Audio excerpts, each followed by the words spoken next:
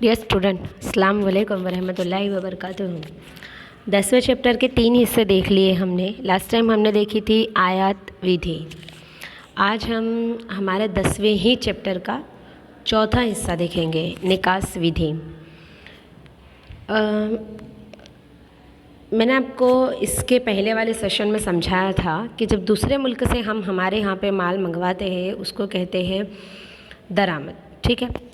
अब उससे बिल्कुल उल्टा जब हम हमारे मुल्क से किसी दूसरे मुल्क में माल भेजते हैं उसको कहते हैं निकास यानी कि बरामद।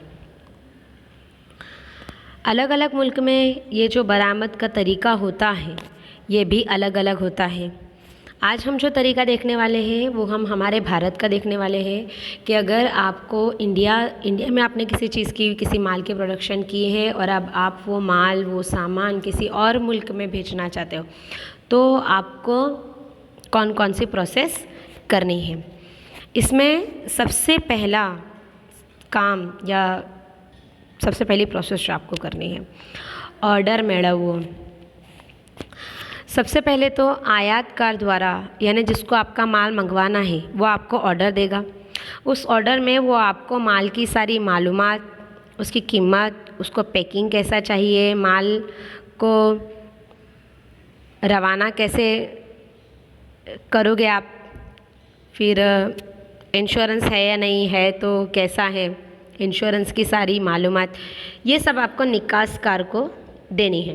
निकासकार मतलब कौन? जो आपसे माल मंगवा रहा है। उसने आपको क्या दे दिया? ऑर्डर दे दिया।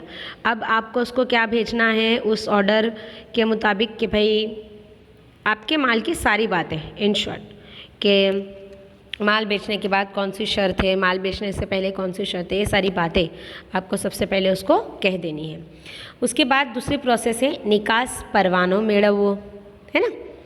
जैसे हमने दरामद में देखा था, सेम बरामद में भी वैसे ही होगा कि आप सिर्फ कौन सी चीज़ को, कौन से माल को दूसरे मुल्क में भेज सकते हो जिसकी परमिशन हमको मिली हुई है हमारी गवर्नमेंट से, हमारी सरकार से, बराबर। और परमिशन तो मिली हुई है, वो सामान तो हो गया, लेकिन अब जो लिस्ट में नहीं है, ठीक है, तो वो सामान का हमने क्या देखा था आयात में, दरामद में, कि आपको एक अर्जी लिखनी होती है, आपको एक एप्लीकेशन लिखनी होती है। फिर उस एप्लीकेशन में आपको आपके माल की सारी डिटेल, है ना, उसका टैक्स वगैरह, माल की पहचान, ये सारी चीज़ें बतानी है।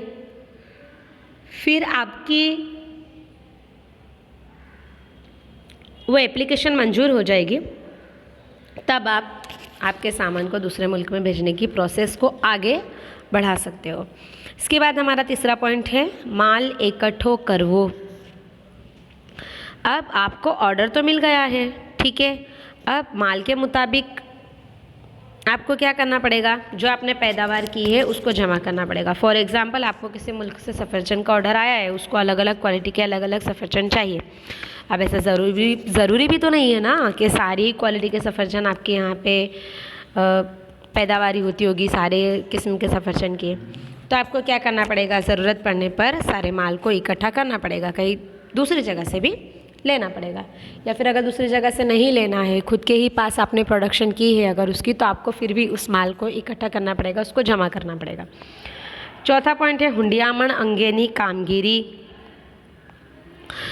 कि 1991 के बाद से हमारे जो इक्तिसादी सुधारे हुए उसमें एक बात है जो हमने हमारे दरामदी तरीके में भी देखी थी कि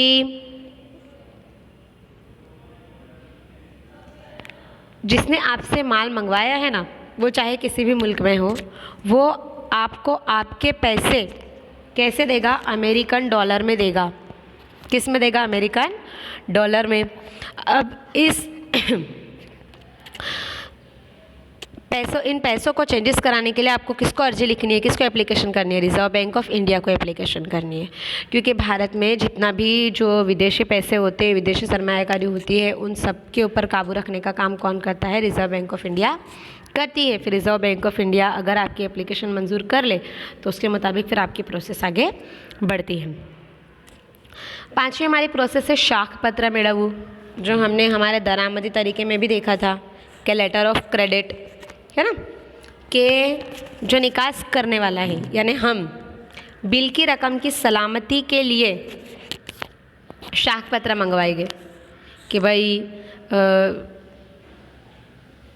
जिसको हम माल बेच रहे हैं उसकी क्रेडिट कैसी है, क्या है, और इसके लिए फिर हमको वो लेटर ऑफ क्रेडिट भेजेगा, उसकी मालूमात भेजेगा। उसके बाद छठा पॉइंट आएगा हमारा शिपिंग ऑर्डर मेळवणं।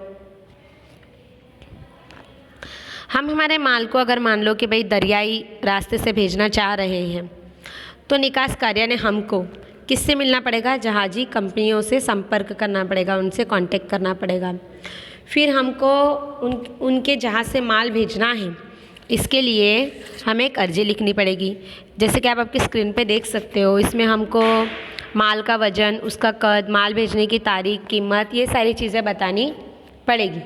इन शॉर्ट हम ये कह सकते हैं कि शिपिंग ऑर्डर यानी कि जहाज़ के कप्तान को हमको उससे हुक्म लेना है कि भाई हम हमारा माल तेरे जहाज़ में भेजें, उससे परमिशन लेनी है, बराबर। और एक बात ध्यान रखना कि जहाजी कंपनी और हमारे बीच में मीन्स के निकासकार, बरामदकार, बराबर, हम उसके जहाज़ में दूसरे मुल्क में सामान भेजने के लिए जो पैसे उसको चुकते कर रहे हैं, जो भाड़ा उसको दे रहे हैं जहाज़ का, उसको चार्टर पार्टी करार कहा जाता है। क्या कहा जाएगा उसको? चार्टर पार्टी करार। अगर आप पूरा जहाज़ भाड़े से रख रहे हो तो इसको चार्टर कहा जाएगा। इसके बाद हमारा सातवां पॉइंट है जकातनी चुकवणी, यानी कि आप टैक्स पे करते हो।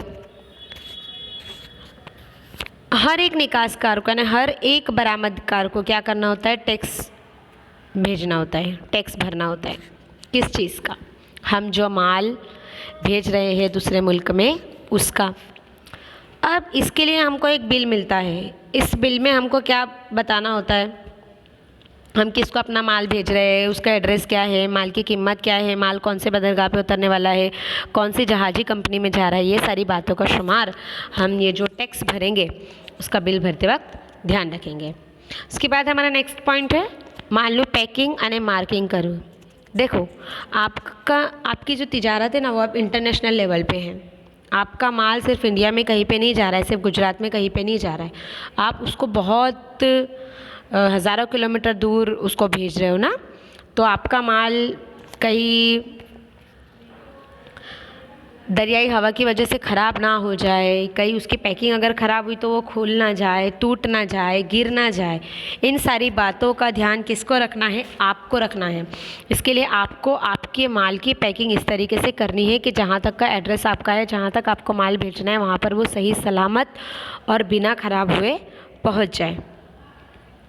अब आपने माल की पैकिंग तो कर दी, लेकिन अब माल की मार्किंग भी आपको करनी होगी। और उस मार्किंग में, यानी आपका माल पूरा पैक हो गया, उसके बाद आप ऊपर क्या लिखोगे? आप किसको माल भेज रहे हो, उसका एड्रेस, और जिस बंदरगाह पर माल उतरने वाला है उस बंदरगाह का नाम और माल का वजन। उसके बाद हमारा नेक्स्ट पॉइंट है मालनो फीमो लेवो।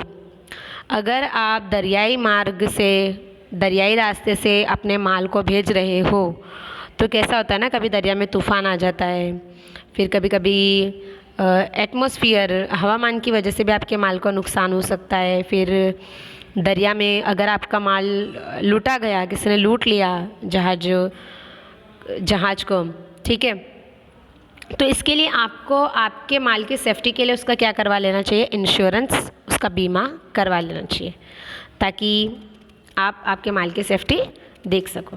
उसके बाद हमारा नेक्स्ट पॉइंट है कार्टिंग ऑर्डर मेळवणं। सबसे पहले हमको समझना पड़ेगा कि कार्टिंग ऑर्डर यानी क्या। कार्टिंग ऑर्डर यानी जहाज़ पर माल चढ़ाने की परमिशन लेना। अब आपको जहाज़ में माल चढ़ाने की परमिशन कौन देगा? जहाज़ का कप्तान देगा कि हाँ, तुम जहाज़ में अपना माल चढ़ा सकते हो। उसके बाद हमारा नेक्स्ट पॉइंट है कप्तान के साथीनी रसीद, जिसको हम रिसिप्ट कहेंगे, कि आपको कप्तान ने माल जहाज़ के ऊपर चढ़ाने की परमिशन दे दी, ठीक है, इसको हम मैट कहेंगे कि ऑर्डर के मुताबिक आप माल जहाज़ के अंदर चढ़ा रहे हो और जो जहाज़ के कप्तान है उसको हम जो जहाज़ के कप्तान का प्रतिनिधि है, जो उसका रिप्रेजेंटेटर है, उसको हम मैट के नाम से जानेंगे। अब आपके शिपिंग बिल के मुताबिक आपका सब माल वगैरह बराबर है, ये देखने की जिम्मेदारी किसकी होती है? उस मैट की होती है। अब अगर